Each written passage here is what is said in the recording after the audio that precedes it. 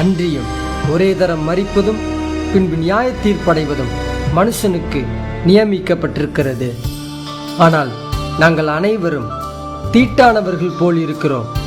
எங்களுடைய நீதிகள் எல்லாம் அழுக்கான கந்தை போல் இருக்கிறது. நாங்கள் அனைவரும் இலைகளைப் போல் உதிர்கிறோம். எங்கள் அக்கிரமங்கள் காற்றைப் போல் எங்களை அடித்து கொண்டு போகிறது. ஜீவனுள்ள தேவனுடைய கைகளில் விழுகிறது. பயங்கரமாயிருக்குமே.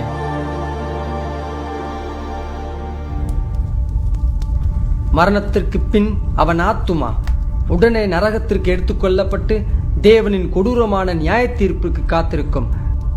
காரணம், அவன் தேவனுடைய இலவச பரிசாகிய நித்திய ஜீவனை தள்ளிவிட்டதே.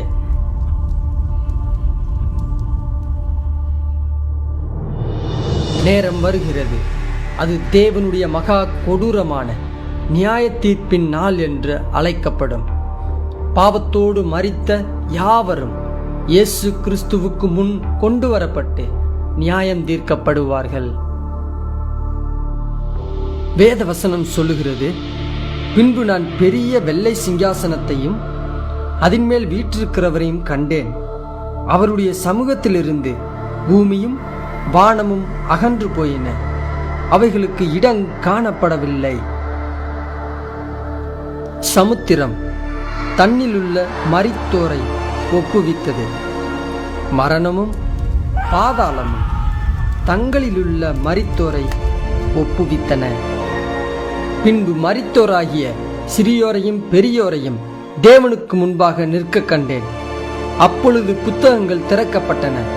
ஜீவ புஸ்தகம் என்னும் வேறொரு புஸ்தகமும் திறக்கப்பட்டது. அப்பொழுது அந்த புஸ்தகங்களில் எழுதப்பட்டவைகளின்படியே மரித்தோர் தங்கள் தங்கள் கிரியைக்கு தக்கதாக நியாய தீர்ப்படைந்தார்கள்.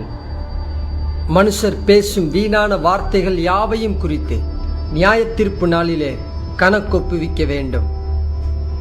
இவைகள் முடிந்த பின்பு தேவன் தூதனை பார்த்து ஜீவ புத்தகத்தை திறக்கும்படி கட்டளையிட்டு அதில் உங்கள் பெயர் இருக்கிறதா என்று பார்ப்பார்.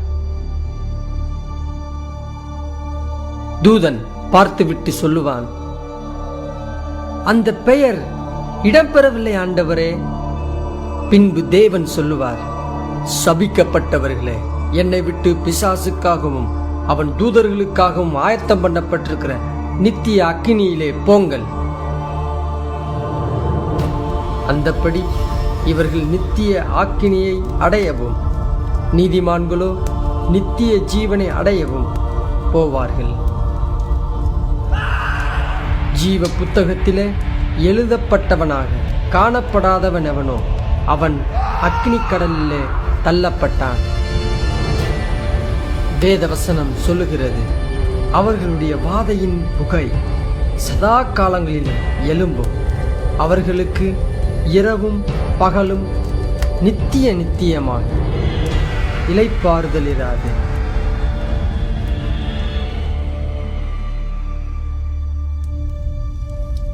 ஆனால் தேவன் தன் மிகுந்த அன்பினாலே இந்த கொடூரமான இடத்திலிருந்து நம்மை தப்புவிக்க ஒரு வழியை ஆயத்தப்படுத்தி இருக்கிறார். அவர் ஒருவரும் கெட்டு போகாமல் எல்லாரும் மனம் திரும்ப வேண்டும் என்று விரும்புகிறார். தேவன் உன்னை நேசிக்கிறார். நீ அவரோடு பரலோகில் வாழ விரும்புகிறார். எனவே நீ அங்கு போகவும் நரகத்தை விட்டு தப்பவும் வழியை ஏற்படுத்தினார். அந்த வழியே வாக்கு பண்ணப்பட்ட ஒருவர், இரட்சகர்